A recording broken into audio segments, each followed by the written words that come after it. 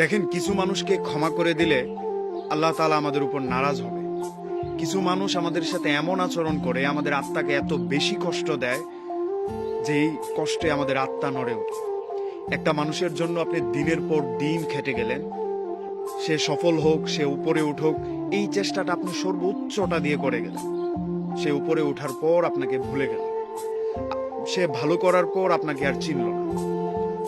তার ভালোটা অবধি আপনি তার পিছনে ছিলেন, যে কোনো সাপোর্টে আপনি তার পাশে ছিলেন, যে কোনো সহায়তায় আপনি হাত বাড়িয়ে দিয়েছেন।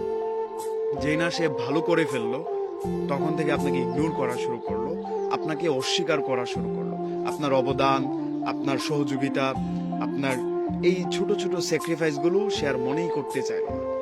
এইসব মানুষদেরকে যখন আমরা ক্ষমা করে দিতে চাই, তখন সৃষ্টিকর্তাও আমাদের উপর নারাজ হয়ে যায়। কিছু কিছু জিনিস হয়তো আল্লাহ প্রদত্ত হয়।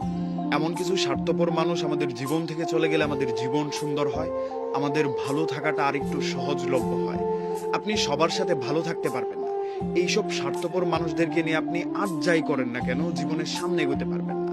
যারা শুধুমাত্র আপনার সুসময়ের বন্ধু হবে, খারাপ সময়ে আপনার কাছে এসে মাথা পাতবে, হাত পাতবে, তারা ভালো সময়ে আপনাকে অনায়াসে ভুলে যাবে। তারা আপনার অবদান, আপনার সহযোগিতা অস্বীকার করতে দুইবারও চিন্তা করবে না। আপনার খারাপ সময়ে তারা চোখ পল্লি দিতে একটুও দ্বিধাবোধ করবে না।